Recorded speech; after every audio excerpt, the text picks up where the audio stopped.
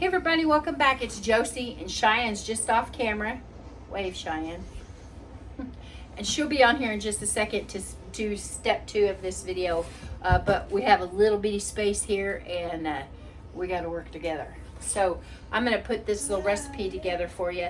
It is blueberry muffins, and we're using our Amish friendship bread starter that I've had in the freezer for a while. We're going to be making these for Sunday mornings. We find that on Sunday mornings especially, we don't have any time to really put together a breakfast and everybody sit down and eat, because we're trying to get around for church. And y'all know, if you go to church, you know that it is hectic on Sunday mornings. Usually all the stuff you intended to have done, belts, shoes, whatever it is, if it's going to disappear, it's going to be on Sunday morning when nobody can find their stuff. And so it's usually chaotic. So we're going to be putting these muffins together for you using the Amish friendship bread starter. Now, if you've ever made an Amish friendship bread, you know that when you get to the end of it, you have starters to give away and you have one to keep for yourself. Or if you choose to, you can keep the starters and put them in your freezer. And that's what we did this last time. And so we've got some that we need to use. And we are going to put it together. It bakes up and we'll be able to have these. And any of the leftovers, I believe, Cheyenne, that we'll be able to freeze them and use them for meals. Blade absolutely loves blueberry muffins. He's always loved muffins, and he can grab some and take them with him. And we'll get started on this. Okay. I didn't even think about it. Okay.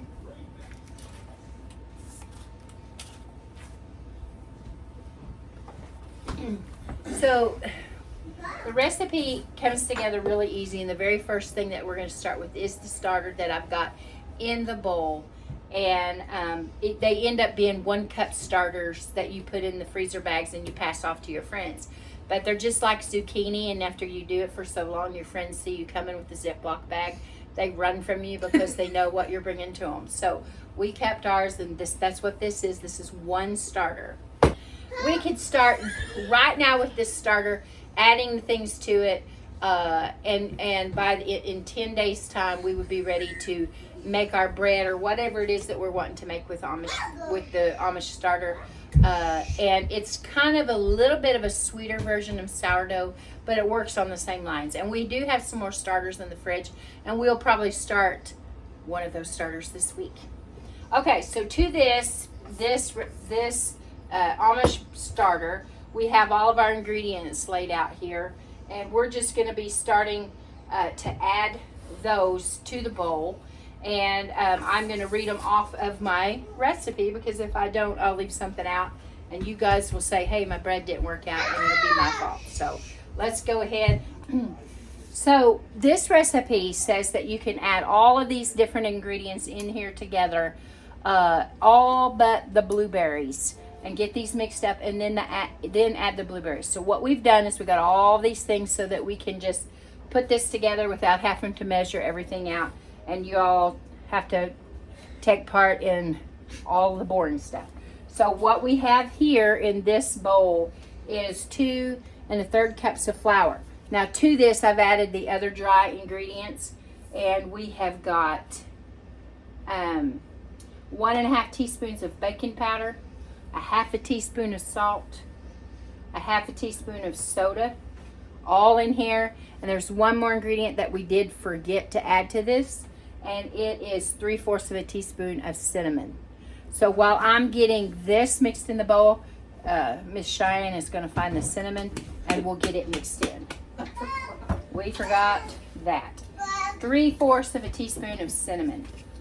Now I'm supposing that if you don't like cinnamon, you could add some other kind of ingredient to that, and it would be totally fine.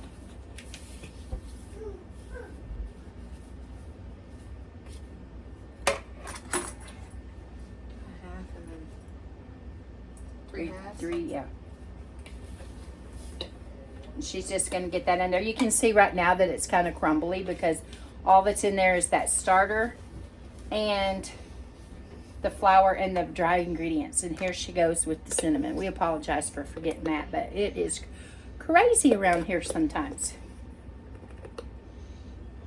We've had bad storms blew through this morning, but just a few little things were blowed over here. Just, you know, like a lawn chair and some empty flower pots. But some of our friends from just a mile or so away, another electric company, their power lines are down. Some pretty significant damage. So, but it's turned off real sunny and really warm this afternoon. So we had chili. We were craving chili, and so I know hot summertime, that sounds weird, but we made chili, and we're going to be canning that this next week. We'll show you how we can leftover chili, and then we've made bread, and we've got this. So there's all of that mixed up. That's what it looks like, and we're going to continue on with our next ingredients. The thing that I'm going to add is a cup of sugar, and get that mixed in with the rest of the dry ingredients.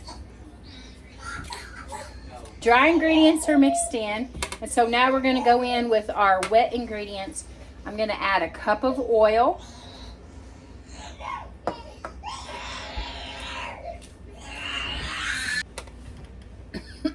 I turned around because I was fixing to go get it myself. Okay, we've got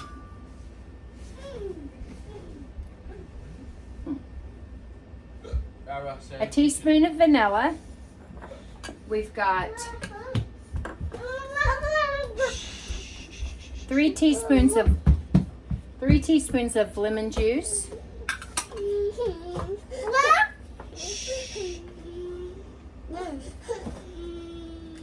A half a cup of milk.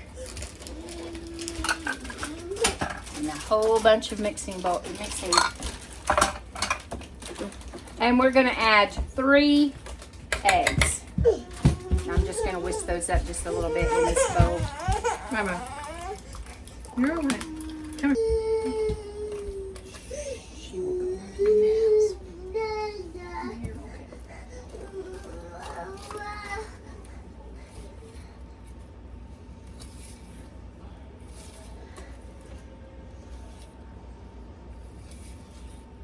And you can see that's a fairly thick batter. Now I'm going to go out on a limb and say, if you don't like blueberries, you could add chocolate chips, you could add strawberries, you could add any kind of fruit.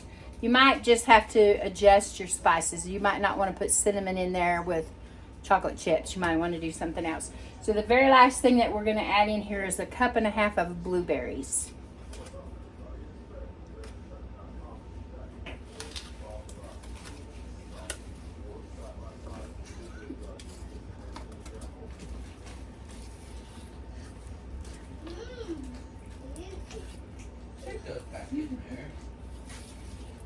Now that we've got all of this mixed up and it's ready to go, and you can see it's pretty thick, I'm going to switch places with Cheyenne because she's got a crying baby.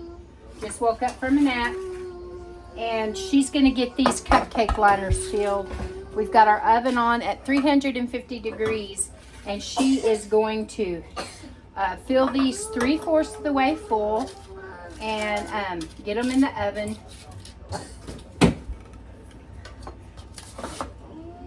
And they have to bake for about 25 minutes. So I'm going to switch places with her and see if I can't get a grandbaby calmed down. And she's going to do this next part. I am going to fill these cupcake liners 3/4 of the way full. Now I'm going to use this 1/3 of cup measure and this spatula to help me.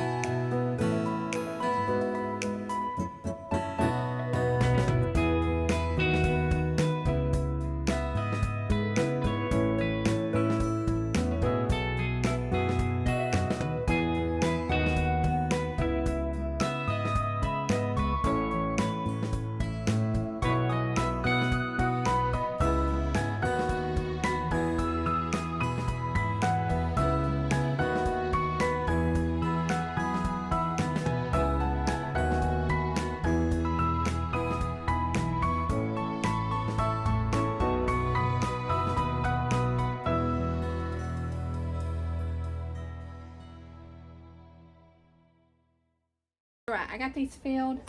It made 24 muffins perfectly. I got nothing left after I scraped the bowl. So I'm gonna pop these in the oven real quick. That's better.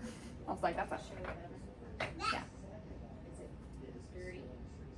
I mean, it's not.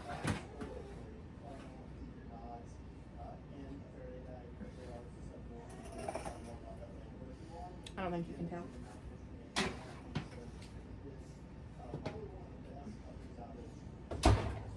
And I'm gonna set the timer for 25 minutes.